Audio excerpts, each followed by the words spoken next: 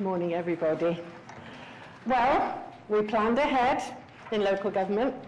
We knew the spending review was coming, and so were the cuts. And we will take a very deep breath, all of us, I know. We will feel the pain, but as always, we will get on with the job. We planned ahead to do all we can to minimise the impact of the cuts, and the Prime Minister has said himself that councils are already the most efficient part of the public sector. And it's a jolly good job that they are, because councils have shown the exceptional financial management that they've been having by planning ahead for this day over the last 2 years. And let me right now completely dismiss the suggestion from some in the private sector who suggest that councils will go bust. No council has ever failed, and it won't happen now. We're prepared, and however well prepared we are, we can't escape the truth that the cuts outlined in the spending review yesterday will hit people hard. The spending review does leave councils facing some of the biggest cuts in the public sector, with no option but to inevitably, although very reluctantly, cut frontline services that people rely on. These cuts will hurt. We know this means there will be fewer libraries, more potholes going unrepaired, parks shutting earlier, and youth clubs closing. Tough decisions will have to be taken, and I know people are worried about what that will mean for them. And as a local councillor, I understand the questions in town halls up and down the land, that there is really no easy answer to any of them. Shall we ask the older people to pay more for their Meals on Wheels? How can we keep children safe when other agencies have been cut too? How many jobs will have to go?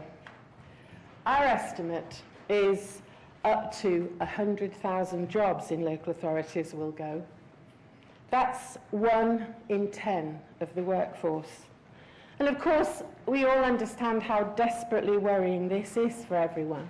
And so all councils will try and be as flexible and as sympathetic as they can be. But we do realise this is really difficult. Some jobs will go in natural wastage. Vacancies will go unfilled. And there will be, of course, voluntary redundancy. But there's no doubt about it. There will be job losses where people really dedicated to their professions won't be there anymore. In local government, we have a duty to protect all people in our area. We roll up our sleeves and we do all we can to soften the pain. We'll be asking the rest of the public sector to work with us. It can't be a case of the NHS saying, this is my money, and the education system saying, this is my money. We have to pull together and pool our money together and get the biggest bang for our buck that we can.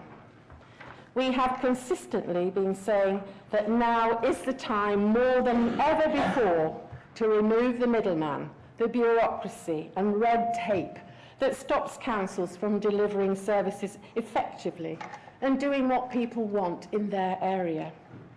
Instead of organising public services around institutions, we should design our services around people in the places where they live. We've been arguing for this in place-based budgets. And I'm delighted that we have actually won this argument to a degree. And we'll see from yesterday's statement there's 16 areas, which is nearly a fifth of all our upper-tier councils. Local authorities will be able to direct money from Whitehall budgets to the people that need it most in their areas, to direct the money in a way that joins up services around people where they live and allows people to be responsible for their behaviour instead of putting bureaucratic hurdles in their way. The Secretary of State has made it clear to me that these 16 areas are just the start, and I call on the government to set out a clear roadmap with a timetable of how other councils will be taking part in the future. We're optimistic that a number of measures in the spending review will give councils the tools to manage this situation as best they can. There are areas that the Local Government Association has been campaigning for on behalf of councils. An end to this the vast swathes of ring fencing, more money for adult social care, control over council tax benefit, continued ability for councils to borrow money against business rates. And of course, we look forward to legislation in the Localism Bill. In December, we will find out officially what the spending review means for individual councils, and the LGA will be crunching the numbers to give an early idea of this to our member councils. As chairman of the Local Government Association, I've been fighting hard for councils with ministers. Every week I've seen a cabinet minister, or sometimes 2 or 3. Just this week on Monday I saw Jeremy Hunt, and on Tuesday Andrew Lansley and Ian Duncan-Smith.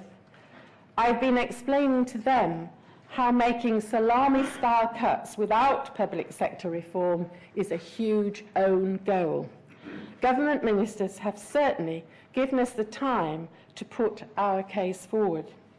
In some cases, we've clearly won the argument, such as in health, where the government has recognised the intrinsic link between the National Health Service and adult social care budgets, and have agreed to provide an extra £2 billion to help on adult social care.